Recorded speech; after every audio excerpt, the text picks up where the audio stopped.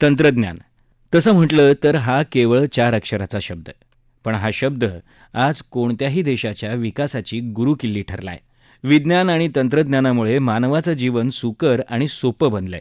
काळाची गरज ओळखून प्रधानमंत्री नरेंद्र मोदी यांनी तंत्रज्ञानाच्या माध्यमातून समाजाच्या सर्वात खालच्या स्तरातल्या व्यक्तीपर्यंत पोहोचण्याचा प्रयत्न केला. तंत्रज्ञानाच्या आधारानंच देशाचा सामूहिक विकास घडवता येईल अशीच त्यांची धारणा होती. सुरुवातीपासूनच प्रधानमंत्र्यांनी संगणकाविषयी रुची आणि नवनवीन गोष्टी समजून घ्यायची ओढ जपलीच होती. गुजरातचे मुख्यमंत्री झाल्यावर काहीच वर्षात 2003 मध्ये नरेंद्र मोदी यांनी एक ऑनलाईन तक्रार निवारण प्रणाली म्हणजेच स्वागत प्रणाली सुरू केली.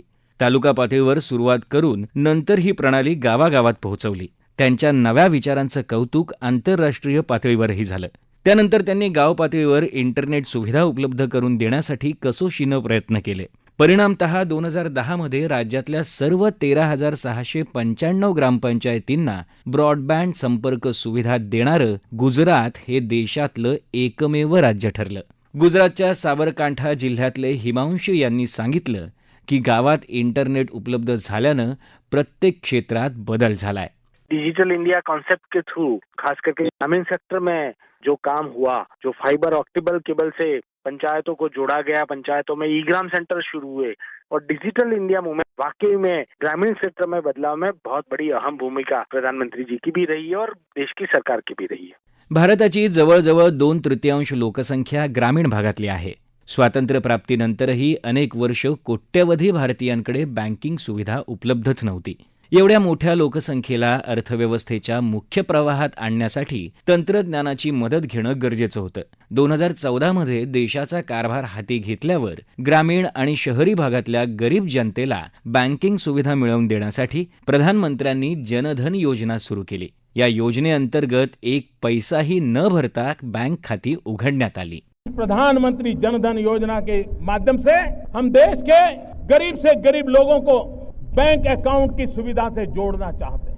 आज करोड़ों करोड़ों परिवार हैं जिसके पास मोबाइल फोन तो है लेकिन बैंक अकाउंट नहीं है. ये स्थिति हमें बदलनी है. देश की आर्थिक संसाधन गरीब के काम आए, इसकी शुरुआत यहीं से होती है.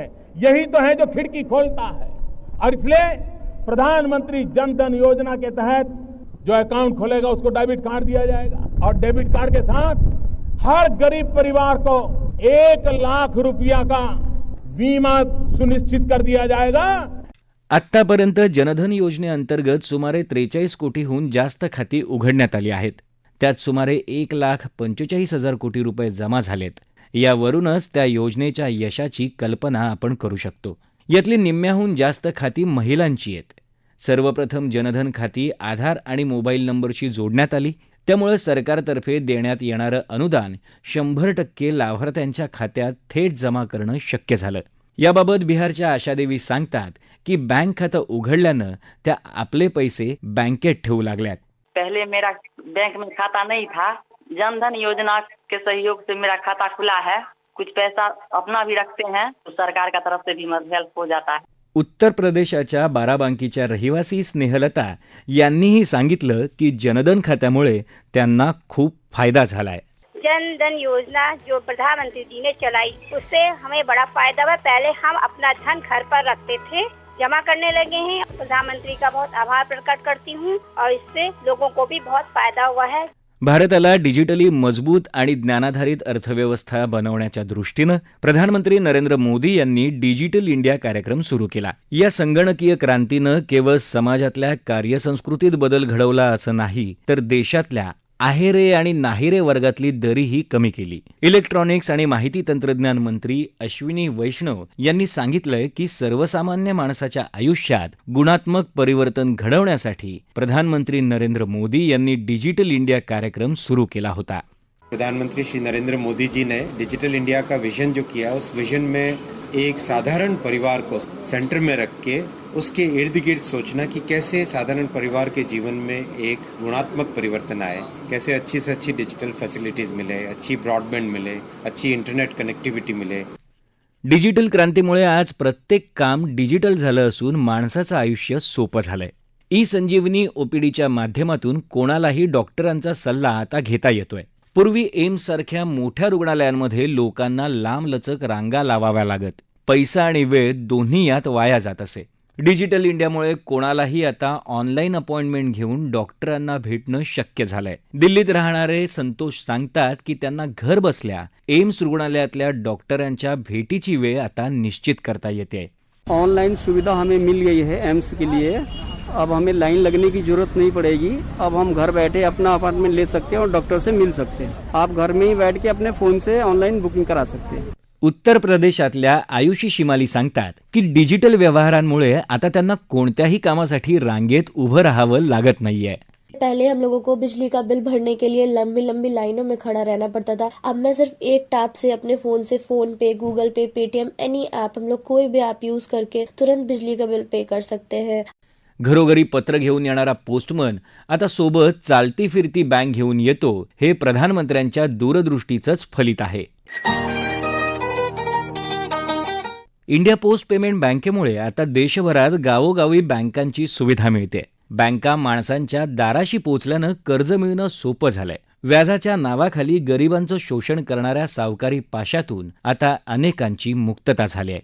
गाँव गाँव तक डिजिटल इंडिया का पैगाम लाया. पिछड़े हुए हम सब तक सबका विकास लाया. कोरोना महामारीच्या कठीण काळात आपण भारतीय खरंच नशीबवान ठरलो. आपला देश डिजिटल झाला होता आणि त्यामुळे आव्हानांचा डोंगर पार करून आपण वाटचाल करत राहिलो. महामारीच्या प्रादुर्भावामुळे बहुतेक सरकारी कर्मचारी कार्यालयात जाऊ शकत नव्हते आणि त्यामुळे घरून काम करत होते. मात्र याही परिस्थितीत लाभार्थ्यांचे लाभ आणि विद्यार्थ्यांचा अभ्यास मात्र अडला नाही. एकीकडे आरोग्य सेतू ॲप आपल्या अंगरक्षकाचं काम बजावत होता, तर दुसरीकडे UPI आणि भीम ॲप सारख्या सुविधांमुळे दैनंदिन कामकाज घर बसल्या सहज जमत होतं. यंदाच्या ऑगस्ट महिन्यात देशात UPIच्या माध्यमातून 6,39,000 कोटी रुपयांहून जास्त रकमेचे डिजिटल व्यवहार झालेत. दिल्लीतल्या गृहिणी बिंदू यांचं म्हणणं आहे की कोरोना महामारीच्या काळात डिजिटल व्यवहारांमुळे त्यांना मोठी मदत झाली. कोरोना काल में हम लोग के लिए ऑनलाइन शॉपिंग करना बहुत ही आसान हो गया. इसके लिए हम घर से ही ऑर्डर कर देते थे और घर पर सामान आ जाता था. कोरोना काळात कोविन पोर्टलही भारतासाठी वरदानच ठरलं. लसीकरण केंद्रांसहित लशीची उपलब्धता आणि इतर माहिती लोकांना त्यामुळे सहजरित्या मिळू शकली. लसीकरण झाल्याचं प्रमाणपत्रही या पोर्टलवरून डाउनलोड करता येतंय. कोविन डिजिटल प्लेटफॉर्म पर रजिस्ट्रेशन के लिए cowin.gov.in वेबसाइट को विजिट कीजिए. इसके अलावा आप आरोग्य सेतु ऐप से भी रजिस्ट्रेशन कर सकते हैं. कोविन डिजिटल प्लेटफॉर्म पर अपना मोबाइल नंबर डालें और गेट OTP को क्लिक करें. SMS से आए OTP को यहाँ डालकर वेरीफाई करें. इस तरह आपका अकाउंट बन जाएगा. अकाउंट बनते ही आप अपना नाम, लिंग, आयु और अपनी पहचान के लिए जैसे आधार कार्ड, ड्राइविंग लाइसेंस, पासपोर्ट जैसे डॉक्यूमेंट या अन्य कोई फोटो पहचान पत्र जिसे आप अपने साथ वैक्सीनेशन सेंटर लेकर जाएंगे, उसका विवरण यहाँ भर दें. और हाँ, अपनी जन्म तिथि और यदि आपको स्वास्थ्य मंत्रालय की वेबसाइट में दी गई कोमॉर्बिडिटी बीमारियों की लिस्ट में से कोई बीमारी है तो इसकी सही जानकारी दें. और वैक्सीन लगवाने के लिए डॉक्टर का प्रमाण पत्र साथ लेकर ही सेंटर पर जाएं. जगातले 50हून जास्त देश या पोर्टलची मागणी करतायत. यावरूनच या पोर्टलच्या लोकप्रियतेचा अंदाज आपण बांधू शकतो. डिजिटल व्यवहारांमुळे पारदर्शकता आली असून काळा बाजाराला त्यामुळे पायबंद बसलाय. सरकारला आता लाभार्थ्यांच्या खात्यात थेट पैसे जमा करता येत आहेत. डिजिटल इंडिया कार्यक्रमामुळे विविध योजनांच्या लाभार्थ्यांना गेल्या 6 ते 7 वर्षात 17 लाख कोटी रुपये थेट बँक खात्यामध्ये मिळाले आहेत. डिजिटल इंडिया कार्यक्रमाला 6 वर्ष पूर्ण झाल्यानिमित्त प्रधानमंत्री नरेंद्र मोदी यांनी म्हटलं होतं की डिजी लॉकर सुविधेमुळे आता दस्तऐवज देखील सुरक्षित झाले आहेत. डिजिटल इंडिया ने कैसे संभव किया है, इसका शानदार उदाहरण है डिजी लॉकर. स्कूल के सर्टिफिकेट, कॉलेज की डिग्री, ड्राइविंग लाइसेंस, पासपोर्ट, आधार या दूसरे दस्तावेजों को संभाल कर रखना हमेशा से लोगों के लिए बहुत बड़ी चिंता रहती. कई बार बाढ़ में, भूकंप में, सुनामी में, कहीं आग लगने की वजह से लोगों के जरूरी पहचान पत्र नष्ट हो जाते हैं. लेकिन अब 10वीं, 12वीं, कॉलेज, यूनिवर्सिटी के मार्कशीट से लेकर दूसरे तमाम दस्तावेज सीधे डिजी लॉकर में सहज रूप से रखे जा सकते। डिजिटल व्यवहारांमुळे शेतकऱ्यांच्या आयुष्यातही अभूतपूर्व बदल झालाय. प्रधानमंत्री किसान सन्मान निधीमार्फत शेतकऱ्यांच्या खात्यात आतापर्यंत 1,60,000 कोटी रुपये जमा झालेत. बिहारचे सुरेंद्र कुमार सांगतात की पीएम किसान योजना शेतकऱ्यांसाठी खूप फायदेशीर ठरली आहे. 2,000 के मने आता है किसान वाला पैसा, वो लाभ है। पीएम किसान योजना से साल में 3 बार मिलता है। हाँ, किसानों के लिए बहुत बढ़िया योजना है.